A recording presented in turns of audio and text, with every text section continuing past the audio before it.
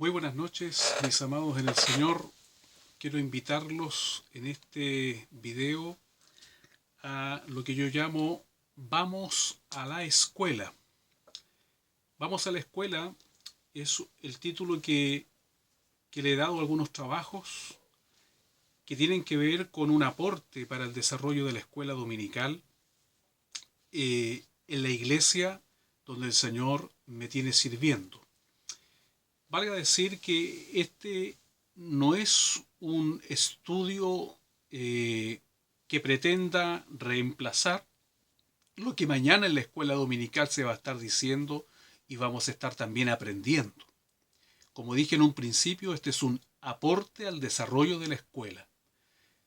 Y no hay nada mejor que tener la mayor cantidad de información posible para poder entender cada vez mejor un pasaje de la Biblia. Y hemos estado mirando nosotros el desarrollo de la historia primitiva del pueblo de Israel. Ya lo hemos mirado a través de su génesis, de los patriarcas, ¿no es cierto?, de Abraham, de Isaac, de Jacob, y de cómo ellos se insertan en Egipto, y de cómo Dios, después de pasado los siglos, los liberta, los saca de la esclavitud, etc. Y ahora hemos tenido un tiempo de mirar que Israel está en un momento bastante complejo de su historia primitiva a los pies del monte Sinaí. El momento complejo o la crisis que tiene Israel la conocemos como la adoración del becerro, ¿no? En nuestras Biblias tiene ese subtítulo en la traducción Reina Valera, la adoración del becerro o el becerro de oro. Allí nosotros encontramos este incidente que tiene su explicación. Y la explicación es que los israelitas están comenzando a caminar recién en el desierto, están comenzando y aprendiendo a caminar con el Dios de sus padres, después de haber vivido 430 años al lado y en relación con un pueblo que tenía muchos dioses y por ende donde la idolatría era la práctica cotidiana. Esto ha hecho que el pueblo de Israel, que está siendo sacado de Egipto, tenga fe, pero tenga una fe por vista. Fueron sacados mirando los prodigios y milagros que por el poder de Jehová Moisés ha hecho. Moisés es el gran líder. Después se le va a llamar también el gran legislador de Israel. Pero él es el gran líder, el gran conductor, el libertador. El hombre que Dios ocupa para sacar al pueblo de la esclavitud a la libertad. Pero el pueblo está en el proceso de tratar de aprender a vivir como gente libre. Pero están acostumbrados a lo que se ve. Y cuando Moisés sube al monte, a Sinaí, y se demora más de un mes en volver, los israelitas entran en una suerte de crisis, de pánico, de miedo, de susto, y deciden la construcción de una imagen que resulta ser un becerro, creyendo todavía en Jehová, pero necesitando ellos algo que haga visible a Jehová. Esta confusión tan compleja nos muestra hasta dónde nos pueden llevar nuestros errores. Porque los israelitas, después que tuvieron el becerro, construyeron un altar y el hombre que Dios había escogido como portavoz de Moisés, su propio hermano Aarón, termina condescendientemente haciendo lo que el pueblo le pide y participa de todo este proceso creyendo que detrás de todo esto todavía se estaba agradando a Dios, se estaba alabando a Jehová. Esto es muy particular, mis amados hermanos, y es bueno que lo consideremos, porque a veces nosotros podemos estar involucrados en algún tipo de actividad, no necesariamente de idolatría, pero podemos estar haciendo algo creyendo de sincero corazón que estamos agradando a Dios, pero no es así. Dentro de esta crisis se manifiesta también la humanidad de Aarón. Cuando Moisés lo llama a terreno, le pide cuenta, le pide explicaciones por lo que ha sucedido, él mismo trata de desligarse. Esto nos muestra que somos hijos de Adán, la mujer que me diste por compañera. Siempre tenemos esa costumbre en nuestro ADN pecaminoso de proyectar en otros la responsabilidad o la culpa por los errores que nosotros cometemos o por las irresponsabilidades con que nosotros a veces procedemos en la vida. Esta crisis de Israel a los pies del Sinaí también trae una muestra de la humanidad en Moisés, quien, habiendo estado con el mismo Creador durante 40 días en el monte, tiene una sobrereacción, su carácter lo traiciona, y en un arrebato de ira, nada más y nada menos que rompe, quiebra, destruye las tablas que Dios había confeccionado y que Dios mismo con su dedo había escrito. Producto de este incidente y de otros arranques que el carácter de Moisés va a experimentar en su peregrinar con Israel por el desierto, Dios le va a decir a Moisés: no entrarás a la tierra. Lo tuvo que subir al monte Nebo, de donde miró Moisés la expansión de la tierra prometida, pero no le fue permitido a él entrar en posesión directa a la tierra prometida como consecuencia de estos arranques del carácter. Vemos también que en el carácter de Moisés aflora a veces una situación un tanto engañosa, en que creemos nosotros o llegamos a creer o a pensar a veces que podemos convencer a Dios de ciertas cosas y que podemos ponernos a discutir con Dios como quien discute con el vecino. En los versículos que se está viendo para la escuela dominical de mañana, encontramos que Moisés retorna al monte y retorna ahora afligido, angustiado, preocupado, seguramente porque después de su arrebato, de su arranque de ira no santa, se da cuenta de su error y quiere volver a hablar con Dios para tratar de arreglar este asunto, intercediendo por el pueblo. Pero en su intercesión, el carácter de Moisés no deja de manifestarse y le dice algo muy llamativo a Dios: si no vas a perdonar, si no vas a redimir, si no vas a cubrir con tu perdón a este pueblo, bórrame de tu libro, le dice. Bórrame de tu libro. Y Dios le responde de alguna forma, ¿no es cierto?, en un lenguaje que nosotros podemos entender hoy día, le responde diciendo: Moisés, aquí el que decide quién es borrado y quién no es borrado de mi libro, soy yo. Lea bien las palabras que están escritas en su Biblia y se va a dar cuenta que esta es la voz de Dios para Moisés. Moisés le dice: si no, bórrame de tu libro. Y Dios le dice: Moisés, aquí el que decide quién borra y quién no borra soy yo. Tú desciende y anda y cumple con el trabajo que te he encomendado. Lleva a este pueblo. No va a ser la primera vez que Dios le dice a uno de sus líderes: ¿qué estás haciendo? Cumple con lo que yo te he dicho. Ya le pasó o le pasaría después a Josué, cuando frente a una derrota que tiene en la conquista de una de las ciudades de Canaán, se echa a los pies del Señor en oración, en angustia, en aflicción. Y Dios le responde: ¿qué haces, Josué? ¿Qué estás haciendo orando a mí? Levántate, levántate. Lo mismo le están diciendo a Moisés aquí. Levántate. ¿Ah? ¿Por qué, ¿Por qué estás tratando tú de alguna forma de decidir por mí? Cuando llegue el momento, dice Dios, yo voy a castigar al que ha pecado. Yo sé lo que tengo que hacer.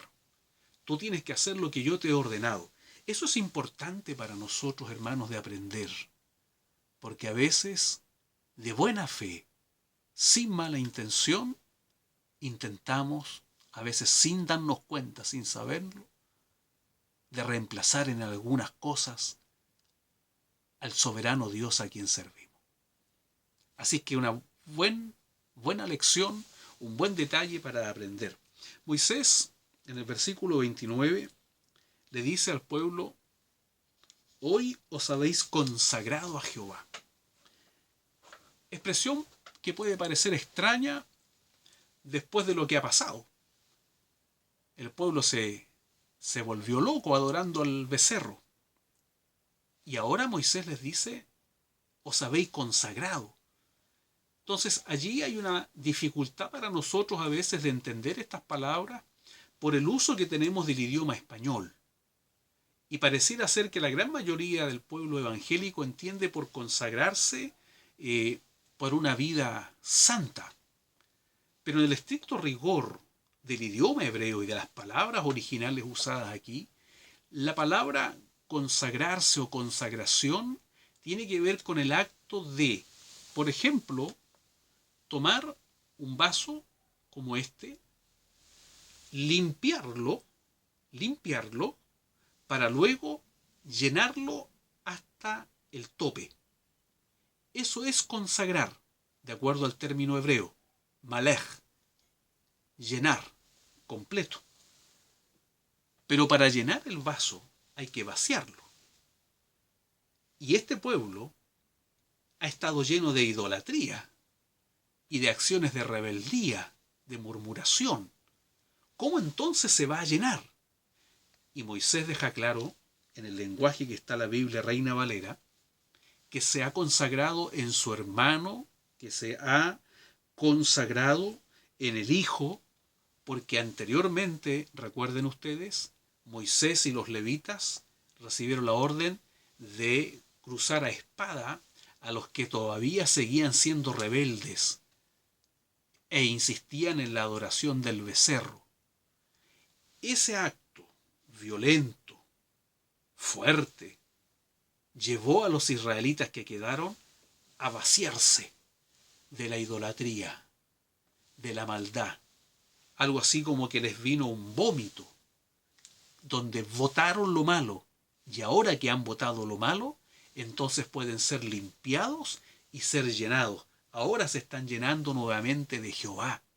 Por eso es que Moisés les dice, vosotros os habéis consagrado, malej, es decir, se han llenado hasta el final de las cosas de Jehová. Así nos ocurre a nosotros a veces, hermanos queridos. Lamentablemente, situaciones críticas de aflicción nos llevan a despojarnos, a desprendernos de todo aquello que impide una vida consagrada a Dios. Una vida consagrada a Dios es una vida que se llena de todo lo que es de Dios, de todo. Se llena de la palabra, de la Biblia, de la exhortación, del canto, del espíritu, de la oración, del ayuno. Se llena hasta el tope, hasta que ya no se puede llenar más y ojalá se pudiera rebalsar. Eso es consagrarse en el concepto hebreo. Entonces este pueblo se ha consagrado por la angustia, por la aflicción que le ha provocado las consecuencias de su error. Y a nosotros también. Muchas veces las situaciones difíciles de la vida nos llevan a reconocer que tenemos cosas en nuestros corazones que no están de acuerdo a la voluntad de Dios y que nos impiden una vida consagrada al Señor. Eso es lo que ocurre en materia de consagración. A Moisés también se le mira en la Escritura como un tipo de Cristo o como un tipo del Señor Jesucristo por la acción que tiene Moisés. En esto hay que ser muy delicado, porque a veces hay corrientes que tratan de hacer una cristofanía, es decir, una comparación de todos los personajes bíblicos con algún rasgo del Señor Jesucristo. Hay que ser bien específico, bien cuidadoso en esto. Aquí la actitud de Moisés es la de un hombre que está intercediendo por su pueblo a raíz de que naturalmente se ha dado cuenta del tremendo error que el pueblo ha cometido y también del error propio. No obstante que podemos rescatar que más allá del error del pueblo y de su error en el descontrol de su carácter, con todo Moisés toma el lugar de un intercesor en favor de otros. En eso Moisés llega a poner por delante su propia existencia, cuando le dice a Jehová que si no va a perdonar al pueblo, lo borre de su libro. Ya dije en delante que aquella actitud aparentemente correcta, la verdad es que tan correcta no es, porque Jehová le responde y le dice: yo soy el que tiene que ver ese asunto. Yo soy el que decide a quién borro y a quién no borro. Más adelante esa palabra se va a ver reflejada en una expresión muy conocida. Yo tendré misericordia de quien tendré misericordia. Hay cosas que son asuntos de Dios y punto. Pero también consideremos y rescatemos que más allá de la conjetura del carácter de Moisés, Moisés está también exponiendo su propia vida en favor de otros. Este aspecto lo hace parecido al Señor. Pero no tenemos nunca que perder de vista que Jesús es único. Es el Hijo de Dios encarnado en la naturaleza humana, sin pecado, y es el único genuino intercesor entre Dios y el hombre. La actitud de Moisés nos recuerda a Jesucristo, por cierto, en su rol y en su papel de entregar su vida en beneficio de millones, entre los cuales se encuentra usted y me encuentro yo. Pero tenemos que mirar las cosas en su contexto, para que podamos entender la lección que hay detrás de estos eventos que la Biblia nos relata. El libro al cual Moisés se refiere, tenemos que considerar que buena parte del relato del Antiguo Testamento en el llamado Pentateuco o la Torá se vale de muchas figuras o ilustraciones. Técnicamente se llaman figuras de dicción, pero para que todos puedan entender son ejemplos, ilustraciones que se utilizan para explicar algo o comunicar algo. En este caso, no se trata de que Dios haya tenido en el monte Sinaí un libro con el registro de los nombres de todos y cada uno de los israelitas que estaban allá abajo, incluido Moisés. Más bien, el relato bíblico que se le atribuye al mismo Moisés trata de demostrar hasta dónde Moisés estaba dispuesto a intervenir por el pueblo. Es decir, quítame de tus planes, sácame de tus planes, destrúyeme junto con el pueblo si es que lo vas a destruir. Es lo que dice Moisés a Jehová, el Señor. Y el Señor, como ya he dicho, le responde primero dejando en claro que es Él el soberano, el que determina a quién saca y a quién no saca de sus planes, a quién pone y a quién no pone en sus planes. Es Dios el que determina, es Él el único soberano facultado para esto. Y ya vamos a mirar a través del Antiguo Testamento, del Tanaj, cómo Dios va incluyendo personajes que seguramente ni Moisés, ni Abraham, ni otros hombres de Dios hubiesen pensado que podían estar dentro del plan de redención. Vamos a encontrar a una mujer llamada Rahab, que ejercía el comercio sexual en la ciudad de Jericó. Y la va a insertar Dios precisamente como un antepasado de Jesucristo. Vamos a encontrar a una tal Ruth.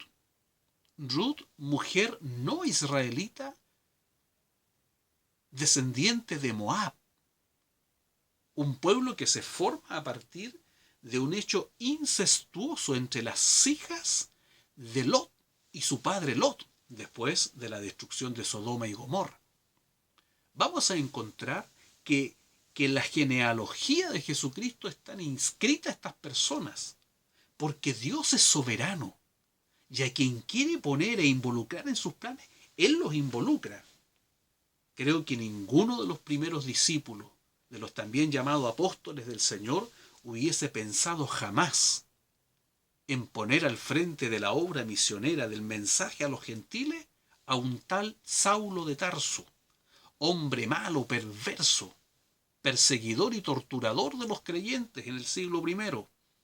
Pero Dios, en su soberanía, se le apareció, Jesús se le apareció en el camino y le dijo: tú vas a ser mi siervo y vas a ser también mi apóstol. Dios tiene el mando, tiene el control. Eso es algo que tenemos que aprender también. Con respecto al libro de la vida, Apocalipsis nos habla respecto de esto y entendemos en el contexto general de la Escritura que hay un registro al cual afortunadamente el hombre no tiene acceso. Nosotros aquí en la tierra tenemos nuestros propios registros y podemos estar en ellos por nuestro mérito, por nuestra conducta, por nuestros contactos, por nuestras preferencias, etcétera. Por un montón de argumentos podemos estar en algún registro. Pero allá arriba hay uno solo que anota, y que anota porque él conoce muy bien quién es quién y quién debe estar en ese libro. Y él tiene la soberanía para poner en su libro a quien él quiere y también borrar a quien él determina. Así es que en esos asuntos, personalmente, yo prefiero inclinarme ante la soberanía de Dios. Dios es el que determina cómo, cuándo y a quién inscribe y a quién borra de sus registros. Así que, mis queridos hermanos y hermanas en el Señor, tengamos en cuenta estos antecedentes para poder profundizarnos y entender mejor el mensaje que hay en estos pasajes bíblicos y en la propia escuela dominical. Estas lecciones han sido preparadas para nuestro aprendizaje. Y yo les invito de todo corazón, mañana por la mañana, a los hermanos de la Iglesia Evangélica Pentecostal a conectarse en esta plataforma también de YouTube, al canal oficial de la Iglesia, a hacerlo regularmente en todas las reuniones que la Iglesia tiene programada. Invito también a la audiencia que ve mis trabajos, que por misericordia y gracia de Dios los desarrollo. Si quieren también pueden integrarse a esta audiencia cristiana y obtener también todo lo que les sea de beneficio. Que Dios les bendiga, que mañana tengamos todos un hermoso día del Señor, que nos sentemos a la mesa en la mañana, que nos sentemos a la mesa en la tarde y disfrutemos del pan que el Señor nos provee. Que la paz del Señor sea con todos vosotros, con vuestras familias. Por mi parte, para el Señor sea la honra, para Él sea la gloria y la suprema alabanza, y que tengan todos un muy buen y reparador descanso durante esta noche, guardados por el ángel del Señor. Que Dios les guarde y les bendiga. Amén.